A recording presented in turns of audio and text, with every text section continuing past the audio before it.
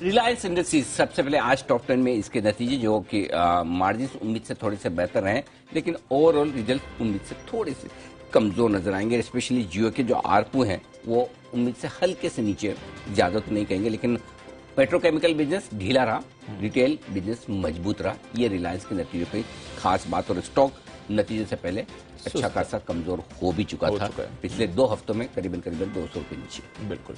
ICICI bank पर रहेगी नजर।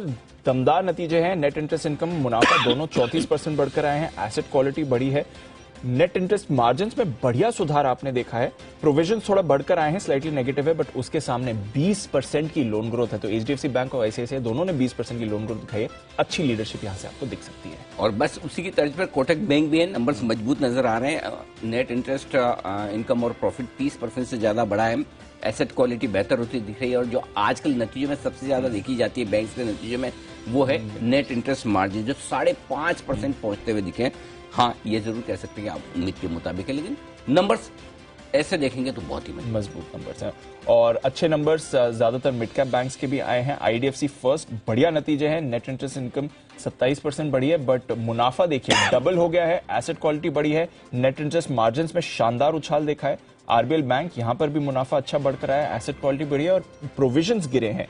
बंधन बैंक उतने खास नहीं थे, बाकी 2 बैंक्स को देखें, बट जैसा अनिल जी सुबह बता रहे थे, स्टॉक में ज्यादा रिएक्शन नहीं आया, तो यहां पर आपको एक्शन आते हुए दिखेगा। बाकी दोनों स्टॉक्स में फिर भी थोड़ा रनअप है, बंधन बैंक पर भी आप रखें अपना फोकस। अल्ट्राटेक सीमेंट, जैसा कि डर है सीमेंट कंपनियों को लेकर और जो बाकी स्टील कंपनियों को लेकर कि इनकी इनपुट कॉस्ट जो बढ़ रही है, उसका असर नतीजों में दिख रहा है, बिल्कुल दिख रहा है। मुनाफा 38% घटा है, जबकि आय 20% बढ़कर आई है, क्योंकि मार्जिन 18.5% से घटकर 15%। तो कहानी सबकी हुई है, दबाव बहुत है कॉस्ट पर। जेएसडब्ल्यू स्टील बेहद खराब नतीजे हैं। बस एक ही अच्छी बात है कि बाजार ने खराब नतीजों का अनुमान लगा लिया था, इसलिए स्टॉक पर भी दबाव था, बट आय में हल्की बढ़त रही है, अनुमान से कम। कामकाजी मुनाफा आधा हो गया है, मार्जिन 24% के 12% हो गए हैं, मुनाफा 90% गिरकर आया है, रियलाइजेशंस भी गिरी हैं। तो किसी भी लिहाज से अच्छे नंबर्स नहीं है, बस मार्केट को भी मालूम था कि खराब नंबर्स ही आएंगे। और अगर आप देखना चाहें कि जेएसडब्ल्यू स्टील के नंबर्स खराब है, तो उससे ज्यादा खराब नंबर मेरे पास है एलटीआई माइंट्री। और यहां पर भी यही कि एलटीआई माइंट्री काफी गिर चुका है, लेकिन फिर भी मुनाफा 16% घटा है, मार्जिन 14% से नीचे आते हुए दिखे, 17.5% से घटकर बहुत ही खराब है। और हर एक लेवल पर कॉस्ट करेंसी रेवेन्यू ग्रोथ भी 2% के नीचे आती दिखी है। तो एलटीआई माइंट्री ने भी बेहद कमजोर और खराब नतीजे पेश किए हैं।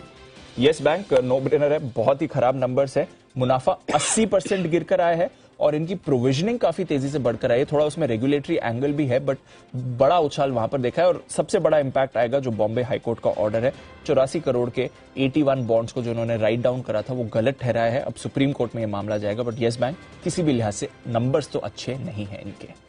ओबेरॉय रियल्टी का तीसरी तिमाही का अपडेट आया, ये अपडेट नेगेटिव या खराब नहीं है, शॉकिंग है, झटका देने वाला है, क्योंकि बुकिंग वैल्यू 67% घटी है, यूनिट्स बुक्स जो हुई है वो 50% से कम हुई है, और एरिया जो बुक किया वो 65% से कम है। अब समझना ये होगा मैनेजमेंट से कि क्या सिर्फ ये एक ही तिमाही वाला कुछ मामला है कि लॉन्चेस वगैरह कम हुए हैं, या फिर ये ट्रेंड, अगर ये ट्रेंड है तो वाकई में बेहद डराने वाला है, क्योंकि रियल एस्टेट स्टॉक्स को लेकर और इस सेक्टर को लेकर लोग बड़े बुलिश हैं, लेकिन ओबेरॉय रियल्टी के क्वार्टरली अपडेट ने झटका दिया है। बिल्कुल झटका दिया है सर।